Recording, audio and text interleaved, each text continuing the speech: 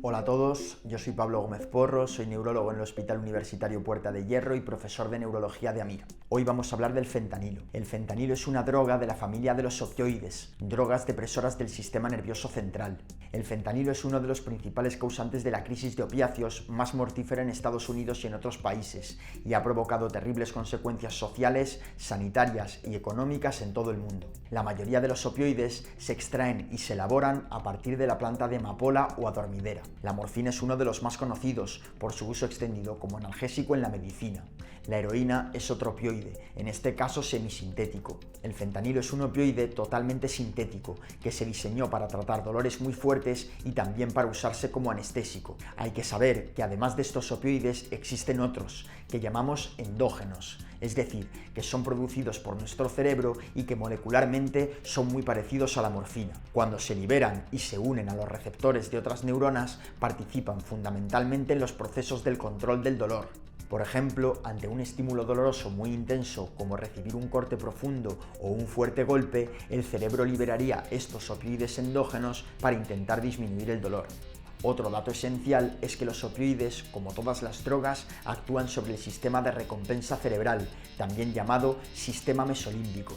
La recompensa es un proceso natural durante el cual el cerebro asocia diversos estímulos, sustancias, situaciones, acontecimientos o actividades con un resultado positivo o deseable. Esto da lugar a ajustes en el comportamiento del individuo que le llevan a buscar ese estímulo positivo concreto. La recompensa requiere la liberación coordinada de distintos neurotransmisores, como la dopamina, que ocupa una posición fundamental en la mediación del valor de recompensa de la comida, la bebida, el sexo, la interacción social y el abuso de sustancias o drogas.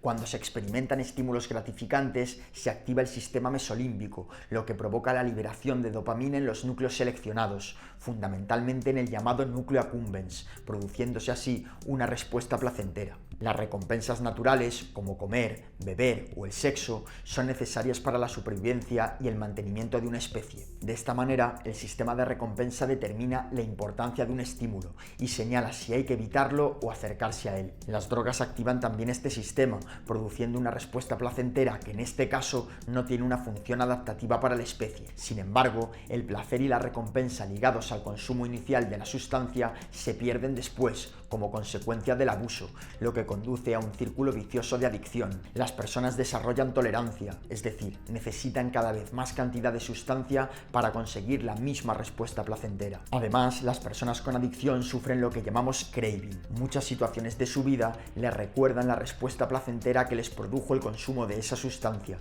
y eso genera una activación de ciertas zonas del cerebro que hacen que los pacientes sientan la urgencia de consumirla de nuevo, por lo que desarrollan actitudes de búsqueda de la sustancia. Los opiáceos, y en concreto el fentanilo, producen una grandísima activación del sistema de recompensa y por lo tanto una gran respuesta placentera, y tienen una gigantesca capacidad de generar adicción.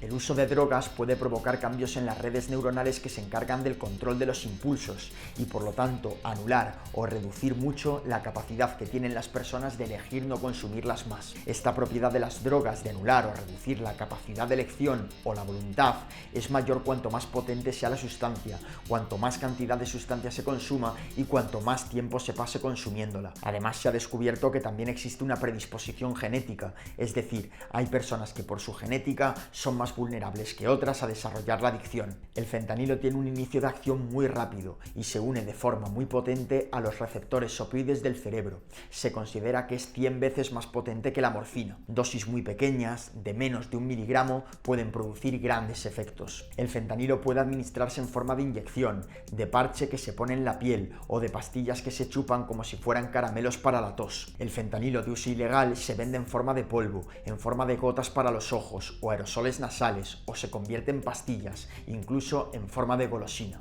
Ahora vamos a hablar de cuáles son los síntomas que provoca el fentanilo. El efecto principal, sobre todo cuando se consume las primeras veces, es una intensa sensación de bienestar, felicidad, euforia, relajación y alivio de cualquier dolor, ansiedad o malestar. Esta sensación tan potente producida por la activación del sistema de recompensa va a disminuir de intensidad a medida que su uso se repite. Esto va a contribuir a que las personas consuman dosis cada vez mayores para conseguir el mismo efecto, buscando esa sensación que sintieron las primeras veces. Como ocurre con muchos otros mecanismos cerebrales, cuando el cerebro recibe la acción de una determinada sustancia que produce placer y además tiene efectos ansiolíticos, se acostumbra y se generan cambios en redes neuronales que hacen que cuando se deja de recibir esa sustancia se produzca lo contrario, por lo tanto, un intenso malestar y ansiedad o depresión. El fentanilo puede provocar alucinaciones en hasta el 6% de las personas que lo consumen. Las más frecuentes son las alucinaciones visuales o a veces auditivas. También pueden producir confusión, es decir, los pacientes pueden desorientarse, no saber si es de día o de noche, confundir la fecha o el lugar en el que están y no ser capaces de mantener la atención. Dado que el fentanilo es un depresor del sistema nervioso central, puede producir somnolencia, disminución de la conciencia o incluso inducir un coma. Esto puede tener consecuencias fatales por dos motivos. Por un lado, el fentanilo puede provocar depresión respiratoria, es decir, hacer que los pacientes dejen de respirar y que fallezcan por este motivo. El fentanilo, como el resto de los opioides, también puede provocar náuseas y vómitos, y si el paciente vomita cuando está con la conciencia disminuida, se puede atragantar y que el vómito obstruya la vía aérea, lo que también puede llevar a la muerte. La naloxona es el antídoto para los opioides, dado que se une a los receptores neuronales de estas sustancias y los bloquea, impidiendo que el fentanilo u otros opioides se unan a ellos, o incluso puede desplazar el fentanilo de su unión a los receptores, por lo que si se administra precozmente puede revertir la depresión respiratoria. El insomnio, la pérdida de apetito, la irritabilidad, los cambios de humor y las pupilas mióticas de pequeño tamaño son otros efectos neuropsiquiátricos del fentanilo. Pero el fentanilo también produce efectos no neurológicos, como estreñimiento, disfunción intestinal, fracturas óseas, problemas dentales o disfunción sexual. El mal uso del fentanilo produce una disfunción inmunológica en el sistema nervioso, promoviendo la neuroinflamación. La inflamación descontrolada tiene efectos perjudiciales y puede producir daño celular. Por lo tanto, el uso crónico del fentanilo puede provocar deterioro de las funciones cognitivas, como la memoria, la atención o la concentración.